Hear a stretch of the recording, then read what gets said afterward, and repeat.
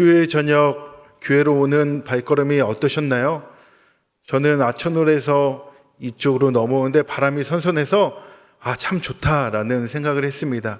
우리 옆에 있는 분들과 함께 인사하겠습니다. 날씨가 참 좋다. 한 번 더 인사하겠습니다. 네가 있어 더 좋다. 마지막으로 인사하겠습니다. 하나님이 함께 하셔서 행복합니다. 시작. 하나님이 함께 하셔서 행복합니다. 좋으시죠? TPO란 뜻을 아시나요? 영어의 단어의 첫 번째 것을 이제 모아서 만든 말인데요.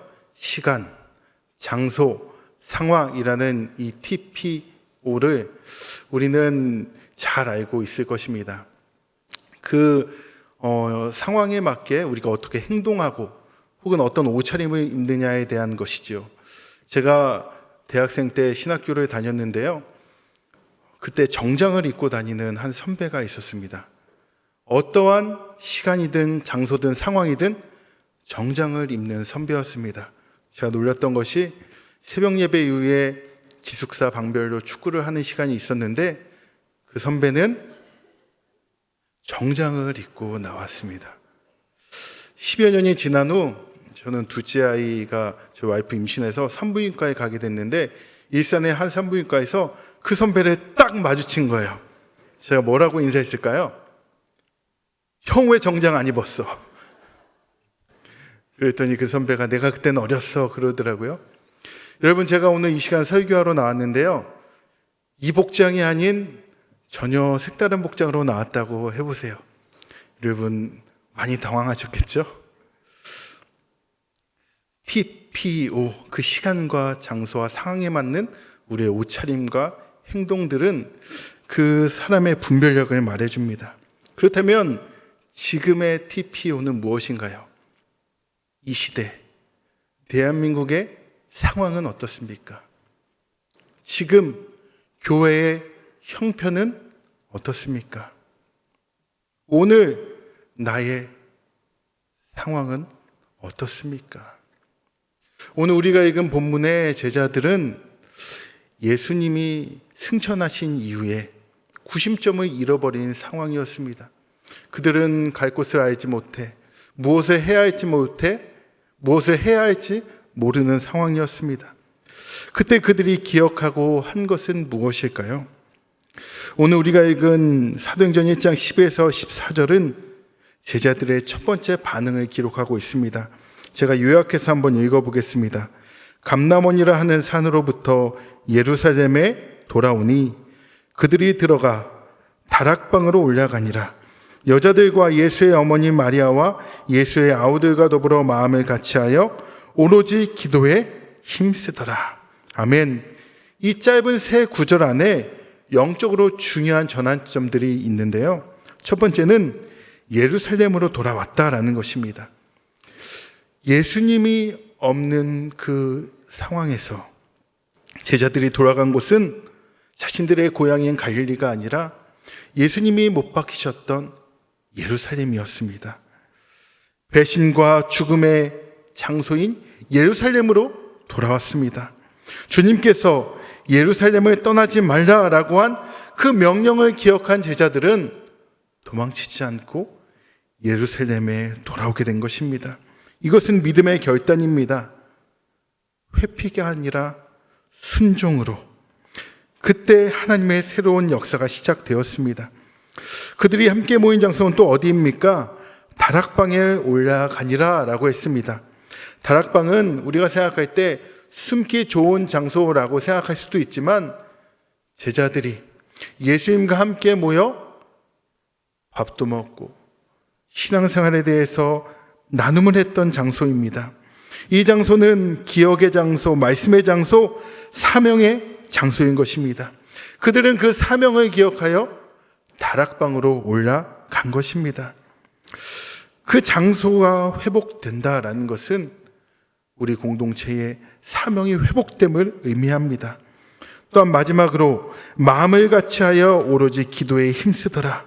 가장 핵심 구절인데요. 그들은 마음을 같이하여 기도에 힘썼다라고 했습니다. 마음을 같이 한다는 것은 같은 생각이 아닌 감정과 의지를 포함한 것입니다. 오로지 기도에 힘쓰다, 끈질기게 지속적으로 몰입하여 기도했다라는 것입니다. 다시 말해 그들은 하나님이 이곳에서 일하실 것을 믿고 기도에 힘썼다, 몰입했다, 포기하지 않고 기도했다라는 것입니다. 오늘 이 장면은 첫 번째 교회가 탄생되기 전 순수한 기도 공동체의 모습을 보여줍니다. 이 본문이 보여주는 기도 공동체의 모습을 저는 오늘 TOO로 설명해 보고자 합니다. 여러분이 공동체의 기도에 대해서 생각할 때 이 TOO를 기억하면 좋을 것 같습니다. 첫 번째, 투게더입니다. 그들은 흩어지지 않았습니다. 각자 집에서 혼자 기도하지도 않았습니다. 더불어 기도했다라는 것은 공동체의 존재 이유를 보여주는 것입니다. 예를 들어 보겠습니다. 여러분, 고기 구워 먹을 때 숯불에 구워 먹으면 맛있죠? 근데 그 숯불을 하나만 내놓는다고 생각해 보십시오. 짧은 시간 안에 불이 꺼질 것입니다. 그런데 숯불이 모여 있으면 오랜 시간 지속됩니다. 우리 교회에 큰 통독이라는 프로그램이 있는데요. 그건 66권의 성경을 혼자 읽는 게 아니라 소그룹을 만들어서 함께 읽는 거예요. 올해부터 청년도 큰 통독이 시작되었다고 들었습니다. 혼자 성경을 통독하겠다라고 한다면 완주하기가 쉽지 않을 것입니다. 그런데 같이 모여서 함께 성경을 읽고 나누고 기도 제목까지 나눈다면 끝까지 성경을 읽을 수 있는 것이죠. 한 해에 우리 교회에서 수많은 사람들이 그렇게 성경을 통독하고 있습니다. 함께하는 것이 중요합니다. 이게 첫 번째 T입니다. 두 번째는 오픈입니다. 오늘 본문은 120명이 함께 했다라고 합니다. 근데 그 안에는 오늘 성경에 보면 제자들의 이름이 나오고 여자들, 그리고 예수님의 어머니, 예수의 형제들, 그들이 함께 했다라는 거예요. 십자가 사건 이전에는 함께 하지 않았던 사람들이 이제는 그 마음을 열고 함께 기도했다라는 것입니다. 마음을 연다는 것이 얼마나 중요합니까? 마음을 같이 했다라는 것은 싸우지 않았다라는 것에 그치는 것이 아니라 마음을 열고 서로를 용납하고 포용했다라는 거죠. 저는 오늘 이 수요 저녁 시간에 설교를 하는데 몇몇 분들이 지금 마음을 열지 않은 것 같아요. 마음을 활짝 열면 우리가 용납할 수 있고 포용할 수 있고 은혜 받을 수 있는 겁니다. 공동체의 기도에 중요한 것이 바로 이 마음을 여는 것입니다. 우리 공동체에 마음에 안 드는 저 형제, 저 자매, 저 권사님, 저 장로님, 저 집사님, 저 목사님, 그분을 향해 내 마음을 열 수 있다면 우리 공동체의 기도는 응답받을 것입니다. 세 번째 오는 only입니다. 오로지 기도에 힘썼다라는 것이지요. 그들은 오로지 기도에 집중했습니다. 다른 할 일이 없어서가 아니라 다른 것을 제쳐두고 기도에 오로지 힘썼다라는 것이지요. 힘쓰다라는 것은 포기하지 않고 계속해서 기도했다. 예수님께서 말씀하셨지 않습니까?